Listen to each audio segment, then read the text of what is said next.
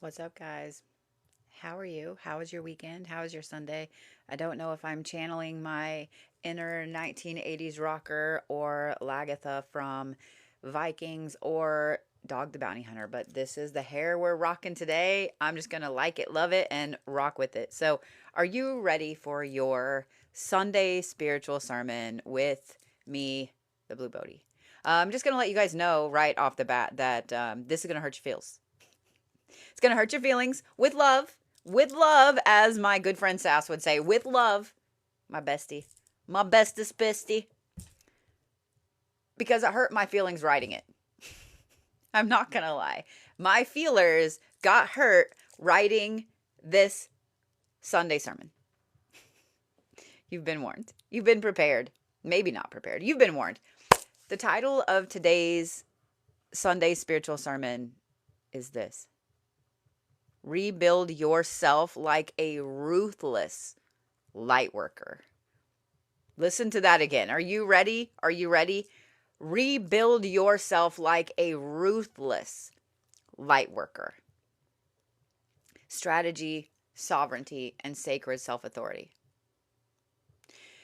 We're going to start off with a couple of quotes, and I want you to let these really, really sink in, okay? The wise man does at once what the fool does finally. That is a Machiavelli quote. Let that sink in for a minute, because that one's a little hard to digest, but I'm going to say it again. Are you ready? The wise man does at once what the fool does finally. How many times have you let somebody walk all over you in the guise of, oh, well, they love me? It was just a joke. How many times have you let someone walk all over you and just continued to let it happen? Whereas you see other people that will cut that shit off. The wise man does at once what a fool does finally. I want you to listen to this next one. Are you ready? You have the power over your mind, not outside events. Realize this and you will find strength. That is a Marcus Aurelius quote. You have the power over your own mind, not outside events. Realize this and you will find strength. Are you ready for the next one? Because this next one, when you hear what this is from, some of you might know, but when you hear what this is from, it's out of left field, but I want you to just listen to it. Okay, you ready? Do not conform to the pattern of this world, but be transformed by the renewing of your mind. I'm going to say it again. Ready? Do not conform to the pattern of this world, but be transformed by the renewing of your mind. That is Romans 12:2. Romans 12:2. The question that I want you guys to really, really think about with today's spiritual sermon is this. And this is a deep, deep, deep shadow work question. But it's one that after these last couple of weeks, I have been asking similar questions. And when I read this morning, when I was typing up this sermon, when I was getting my outline done and I was looking at some things, and I kind of put my big massive idea into Chat GPT, and I was like, I need like just a little question. Out of all of this big thing, I need one little question, because A, I need to know this question, and B, I want everybody listening to me to have this question as well. Because it's been really heavy on my mind the way that the world is right now. And I know it's heavy on y'all's minds too. You cannot get away from it. Last night, to get away from it, I went and played plants at Lowe's with my friend Camille. We went and played plant time, and I was like, you know what? I just want a new plant. I came home with like 14. I have a problem, but it's all right. Here's the question. Are you building your life or simply reacting to it? Ouch, right? When my chat GPT gave me that question, I went kind of like, oh, you're a bitch. I had to walk away. I'm not going to lie. I had to walk away. Are you building your life or simply reacting to it? Ma'am, sir. Ouch. The idea that true spiritual power comes from belief is false. True spiritual power comes not just from belief, but from the intentional reconstruction of you, of yourself, of your life, guided by ancient wisdom that has been there forever at your fingertips for free. You are the builder. You are the God of your path, of your life, of your universe. Every single ancient text, ancient writing, ancient belief system, it doesn't matter where you come from, who you are, what you believe in. Every single culture has an ancient belief system that you can tap into. It's there. It's sitting there, waiting. But we ignore that. Because we're taught that, especially in the West, we're taught that we have to do all of these things. And I have this talk with my kids all the time, that when I grew up in the 80s and the 90s and so on, and everything was radical and, things were changing so deep, so fast, so quick. My idea of the American dream is in no way what the traditional idea of the American dream is. My idea of the American dream is freedom. And I don't just mean like, I can say what I want to. No. Getting in my car and taking the fuck off and going somewhere. Even if I don't know where I'm going. That to me is freedom. That to me is the dream. Living the dream. Not 2.5 kids and a dog and a house with a picket fence in the suburbs. That is not my American dream. It might be yours. It might be perfect for someone else. But if you're taught that you can only follow this one path right here, are you really looking for tools along the side to build the universe that you want? To build the life that you want? Are you building your life or simply reacting to it? If you don't realize that you have all the tools right next to you, sitting there, just waiting, are you ever going to pick them up? All that we are is the result of what we have thought. The mind is everything. That is a quote from Buddha. If you guys have ever ordered from me or gotten a business card from me or anything, then you know that on my cards it says, what you think you become. That is my favorite quote ever, and it's a Buddhist quote. And I want you to listen to this next one, because this next one is a stab at some things going on in the world. This next one is a little poke at a lot of the things going on in the world. Because I think that right now, and this is part of why I wanted to do this particular sermon today, because we forget how powerful we are as a soul. We forget how powerful our voice is. We forget how powerful just our presence is. So I want you to listen to this next one, because it 100% pertains to what we're talking about today, and it also pertains to the world around you. And y'all are going to know exactly what I mean when I say this quote. It's another Machiavelli quote. It is not titles that honor men, but men that honor titles. What title are you putting on you? What title are you bestowing on yourself? It is not titles that honor men, but men that honor titles. Do you see how that pertains to the world, but also pertains to you? Because what titles do you put on yourself? Depressed, sad, anxious? Are you the queen or king of anxiety? Or are you a badass bitch? Are you the king of your own ship? The king of your own kingdom?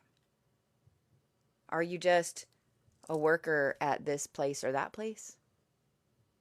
Are you just a mom, a dad? Who are you? Who are you? Are you building your life or simply reacting to it? Knowing yourself is the beginning of all wisdom, and that is an Aristotle quote. Real power blends courage, it blends cunning, it blends being fierce, but not allowing yourself to be reckless. People mistake being fierce with being reckless. They get those two all jacked up. They're not the same thing. Just like people confuse being real with being a jerk, they're not the same thing. You can be real and you can be true to who you are, and you can assign yourself the title that means the most to you and not be a jerk and not be reckless and not hurt you or other people around you. But we mistake that because we think that being fierce and being real and being all of these things that we see celebrities and so on doing, we think that that is the way to be. But do you not realize that celebrities have a carefully cultivated persona?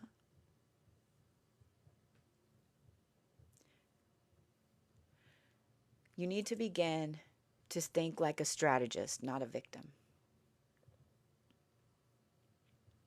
I want you to hear that again. You need to start thinking like a strategist, not a victim. This applies to you. This applies to the world around you. But mainly when you start thinking up here like a strategist instead of like the victim, your whole life will change. I promise.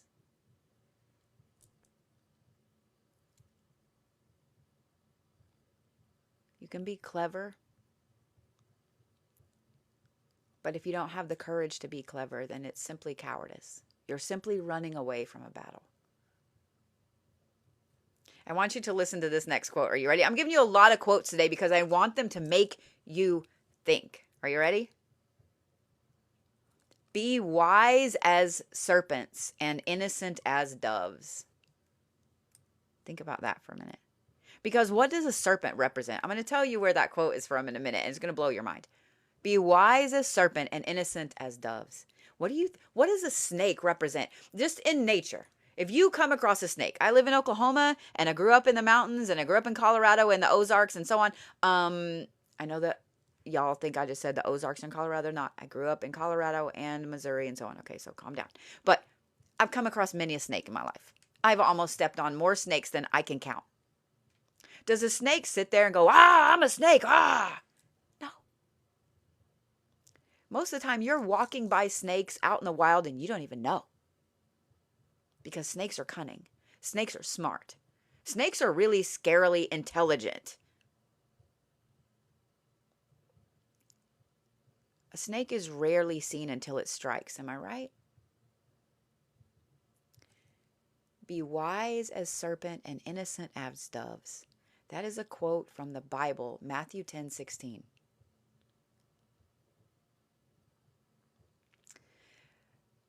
There is a story that Machiavelli talks about with the lion and the fox. And I want you to kind of listen to this a little bit because the lion doesn't have to roar at everything. If you were to see a lion in the wild, what would you do? Probably crap on your pants. Probably do a little poo on your pants. If a lion roared at you in the wild, what would you do? I 100% would do a little poo-poo on myself. 100%. And then I probably would try to figure out how the hell am I going to survive this. Have y'all ever been in a zoo and actually heard a lion roar? I go to the zoo a lot. I love the zoo, right? I think in my 49 years of living, almost 49, I just made myself older, my 48 years of living, all the times I've been to the zoo, do you know how many times I've heard a lion roar? Twice. When you guys are watching documentaries and so on, how often do you hear a lion actually roar? All they have to do is stand up. All they have to do is stand up. something is threatening their pride, their family, all they have to do is stand up. A lion doesn't have to roar to be heard. A lion doesn't have to roar to get across, I will rip your face off. I will eat you. Just has to stand up. The fox that Machiavelli talks about is not because of its trickster aspect. It's because of its cunning. It's because of its intelligence. Do you know that foxes pay attention to what will hurt them? Foxes pay attention to snares and traps and so on. They will never, ever visit that same place twice, unlike a rabbit. Are you thinking like a rabbit, or are you thinking like a fox? Do you keep going back to the same thing, the same job, the same person, the same habits, the same everything that do the most damage to you? Or are you needing to channel that fox energy and say, you know what? You hurt my feels repeatedly. I am not going there anymore. You know what? You don't have my best interest in mind. I'm not going over there anymore. You tear me down on purpose. But I keep coming back because you say you love me. That's rabbit mentality, man. That is just over and over and over doing the same things that hurt you. And remember at the very beginning of this sermon when I asked you the question, are you building your life or simply reacting to it?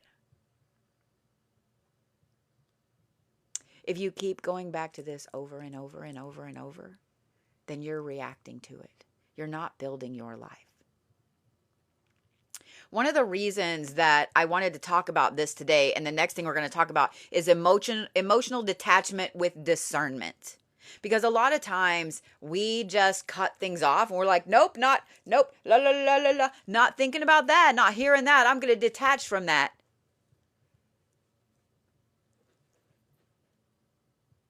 But what we're actually doing is not healthy. Emotional control is not repression. Emotional control is not just blindly walking into something. Emotional control is not repression, it's alignment.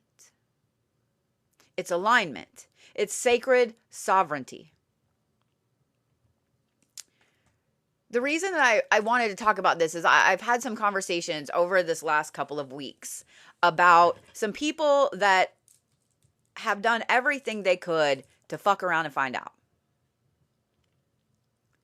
And I know that this is becoming the norm. People wanting to say whatever they need to say, people wanting to do or whatever it is they feel like they need to do, right? They want to pick at your armor. They want to pick at your whoever you are. They want to pick at you. They want to joke about this or that when it's really an insult. They want to take advantage of you because they take your kindness as weakness, and unfortunately, a lot of us do have that kindness as a weakness. I don't ever want you guys to think I just said being kind is a weakness, because it's not. But when you are too kind to everybody, they take advantage of you. I've learned that the hard way in the last 5 years. The hard way. To the tune of tens of thousands of dollars, the hard way. It's great. It's fun. It's fantastic. So a lot of these conversations have come up because I started to take a book from the page of Dad, and I've started to let people know, if you fuck around, the find out part is me cutting you off. I used to say, you know what, my toxic trait is just cutting people off when they do something wrong. That's not a toxic trait. It's protecting me. It's protecting my emotions, my mental health, my spiritual health. It's protecting me. Cutting people off that abuse you, that abuse your kindness, is not an asshole move. It is protection for your sovereignty. But it's come up a lot in the last couple of weeks. I got really lucky. My very first big girl job that wasn't Sonic, was in a publishing company, a Christian publishing company, of all types of publishing companies, a Christian publishing company. And I worked for the only female managing editor there, who saw something in me that at the time I was like, dude, I'm just like 19. Like, I don't know what the world is about. I know I have these big old goals and dreams. It was my dream to be in publishing. It was my dream to write books. I applied to be a secretary, but I ended up being her editorial assistant. One of the main things that she taught me, aside from all of the work stuff, right? All of the editing and all of that, one of the main things she taught me, and I can never repay her for this, is the fine art of saying F you in the most polite, sweet, kind way. In writing. In writing. It is a skill that has served me so well throughout life, but I forgot it for a long time. And in being on social media, I got so worried and so caught up, and you guys are going to know exactly what I'm talking about, whether you're a creator or you're just on social media. We get so caught up in our daily life of, well, if I do this or I say this, then maybe someone won't like me, or I might lose a follower, or no one will view my videos or buy my products. Bullshit. You know what they will do, though? They will take advantage of you. 100%.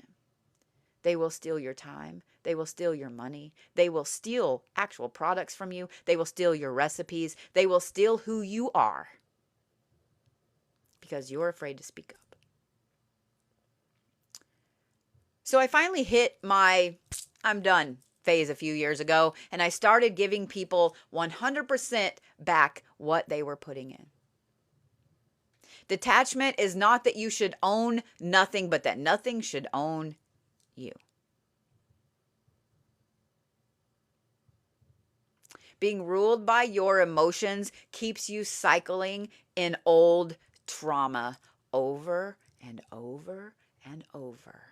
How many of you guys have stayed in an abusive relationship that you knew damn well you didn't need to be in? How many of you guys have stayed in a relationship with someone that you knew was toxic as everything, was making you physically ill, but you stayed? Because maybe they'll change. Or those times when they were really good to you, they were really good to you. Or you were scared to be on your own. Being ruled by emotions keeps you cycling in old trauma. Strategic detachment allows you space for divine guidance.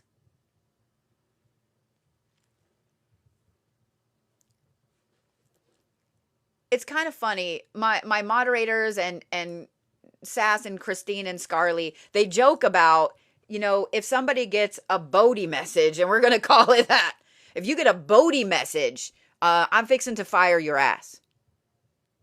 I do not care. If you have pushed my kindness, my girl's kindness, to the point that they're like, hey, we need help with this person. If you have cussed them out, if you have taken anything at all and twisted it into something it's not, and you get a Bodhi message, know that that Bodhi message doesn't just come with, hey, I can no longer be your friend or your advisor or whatever the fuck I am to you, and I need to cut this relationship off. I will say the words. And y'all need to learn to say the words. And then I block you everywhere. You're blocked from social media. You're blocked from my website. You're blocked from my phone. You don't exist. Y'all need to learn to say the words, because you allow these people to come back in repeatedly. How many times has someone made a joke that was an insult? It hurt your feelings. Like, you kind of were like, you got slapped. You had to step back a minute and be like, haha. How many times has that happened? How many times has a joke haunted you up here for years?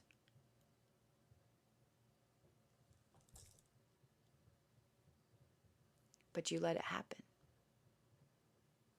You let it happen again and again and again.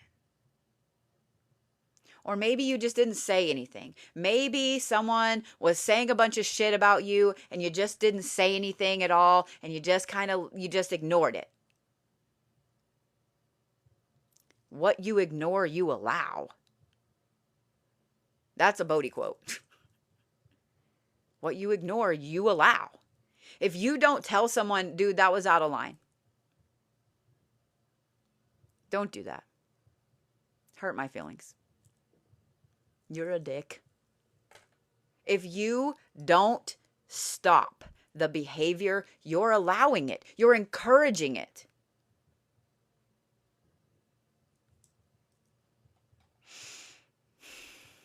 Are you building your life or simply reacting to it? Don't wait for someone to save you. Take divine agency of you, of that powerful soul that sits in each one of you. Men don't honor titles the way that other men do.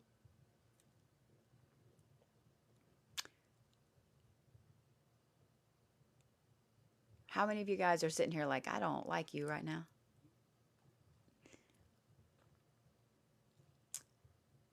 Detachment is the foundation of discernment and power. And I want you to think about this. Every single area of social media has some kind of drama, right? Every industry has some kind of drama, right? And a lot of us like to watch it. Don't get me wrong. We grab the popcorn and we want to watch the drama, right? Because it's entertaining.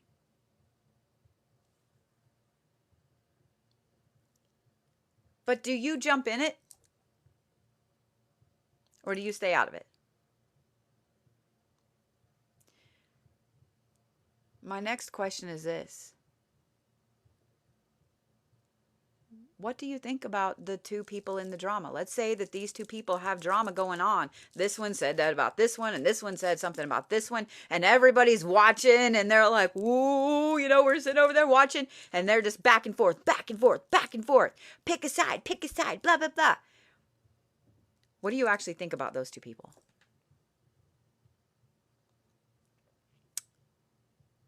Think about that. What do you actually think about those two people? And I don't need an answer, and you don't need to have an immediate answer. I want you to think about it. And I want you to think about it in the following context. Do you respect either one of those people? Do you want to be like either one of those people? Do you want to be friends with either one of those people? I want you to think about it in that context. And now I want you to think about it on a world stage context. Because we all watch all of the craziness that goes on social media. We all watch, and it's not just one side or the other. It's everywhere. It's every country. It's everywhere. We watch it all the time. And when you have people that hold themselves with dignity and they don't react to those things, how do you feel about them when they have a measured response, a strategic response, versus the ones that just spew whatever they want to spew out of their mouth at any time? Who has more respect there? Not just respect for everybody. Who has more respect for themselves?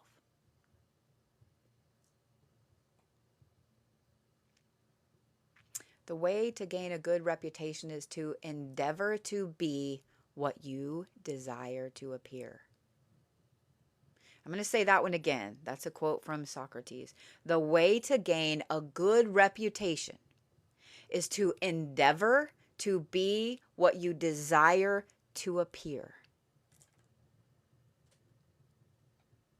So now I'm going to ask you the main question of this sermon again. Are you building your life or are you reacting to it? What is it you want to be? What do you want to be? I don't care if you want to be an astronaut. I don't care if you want to be a fairy in the woods that no one knows about. I don't care if you want to be an elephant. I don't care if you want to have 95 children. I don't care. What do you want to be? What do you want to be?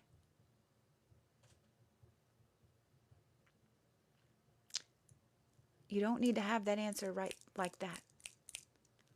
Really give it some thought and think about it. Sometimes it can be just a thing. I want to be free. I want to be loved. I want to be powerful. I want to be, I don't know. What do you want to be? And the next thing you need to ask yourself is, what are you doing to get there? What are you doing to get there? I was talking to my friend Camille about numerology and names the other day. My first name is Mandy. It feels weird to say, doesn't it? Do you guys see me as a Mandy? I don't see myself as a Mandy. It feels foreign on my tongue to say that name. But that's my first name. I don't even answer to it anymore. It's just weird. When I looked at the numerology of my birthday, I'm a 1. Imagine that. I'm a 1.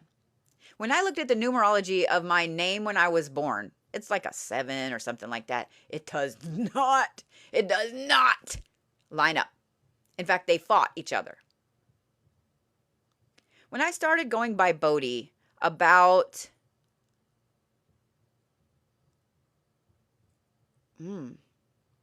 20, I have to really think, 2014. 11 years. I started hardcore only going by Bodhi in 2018.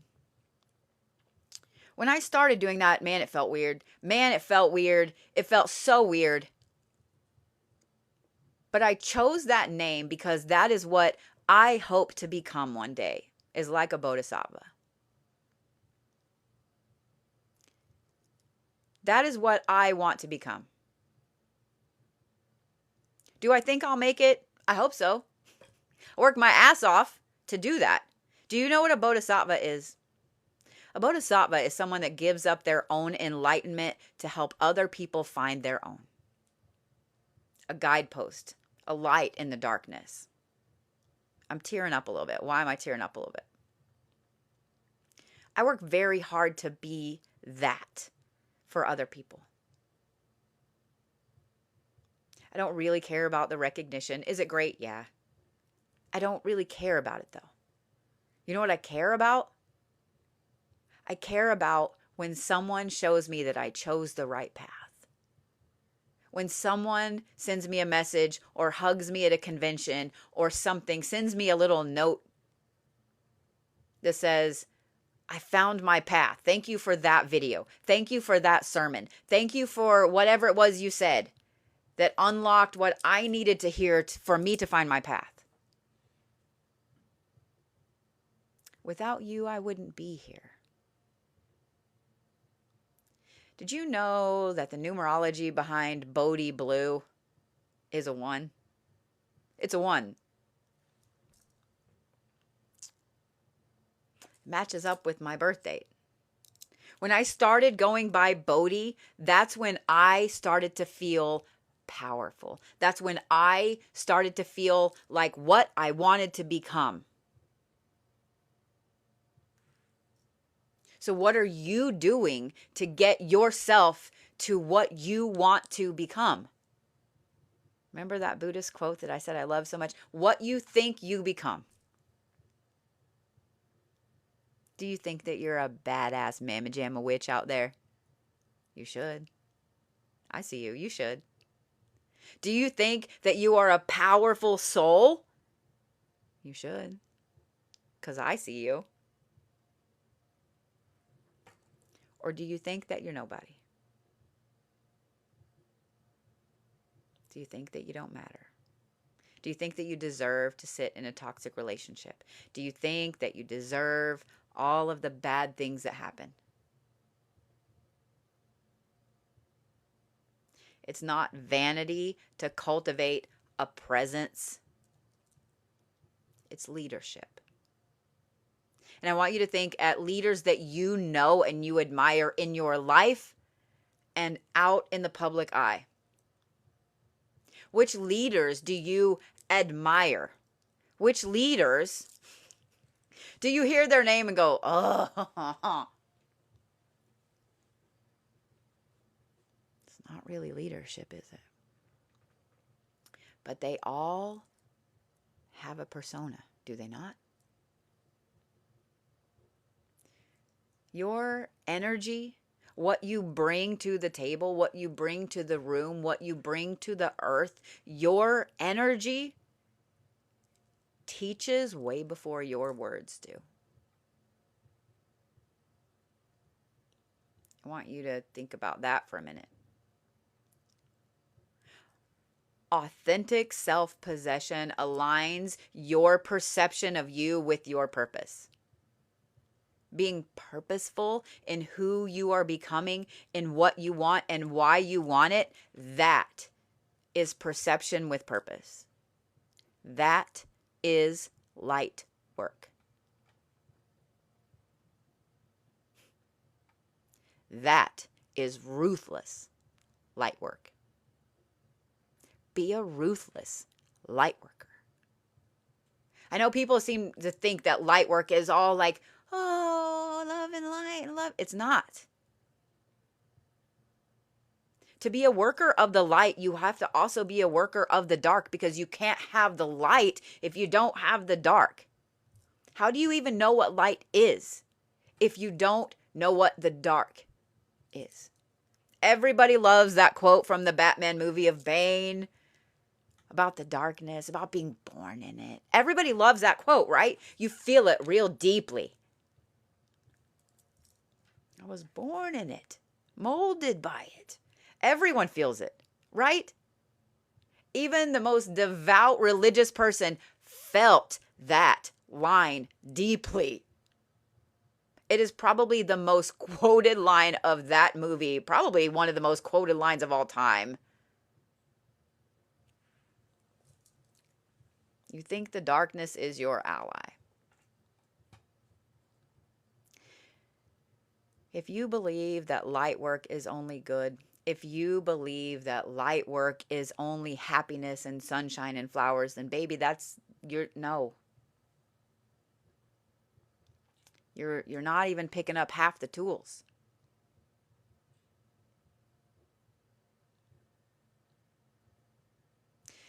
The measure of who we are is what we do with what we have. Why don't you listen to that again? The measure of who we are is what we do with what we have. That's actually a quote from Vince Lombardi. I love that quote. What do you have? What are you doing with it? And when I said, what do you have? And you went, I don't have anything.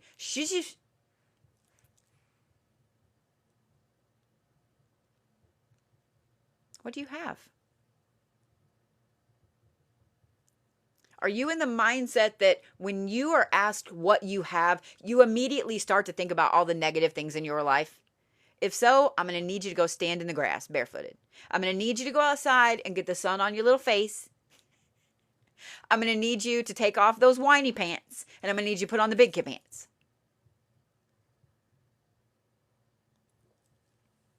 You need to know what you have so you know what you can do with it. And I want you to listen to this next quote, okay? We've all heard the first part of it, but we've never heard, most people don't know the second part of it. Here's the first part of it. No man ever steps in the same river twice. That's the first part of it. How many times have you heard that? Here's the second part of it. Are you ready? For it's not the same river, and he's not the same man.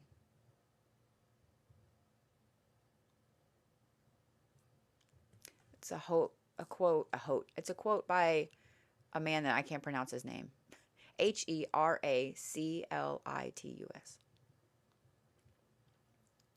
You know those times when I say, You'll never be in this same place twice. For those of you guys that are watching me live, there are about 260 people-ish in here. You realize that you will never ever be in this same spot with these same people again. You will never be the same person in this same spot with these same people again. I might be able to track down every single person that watches this live and say, hey, let's all get in another live together. That may take months or years. How much experience are you going to gain even just in a couple of days? You will never, ever, ever be able to step in the same river twice. Water is always moving, and so are we. Are you building your life, or are you reacting to it?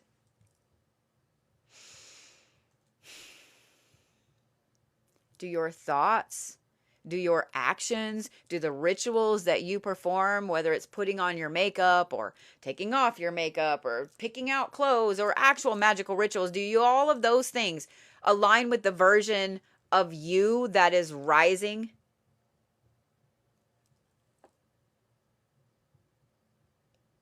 That's a hard question.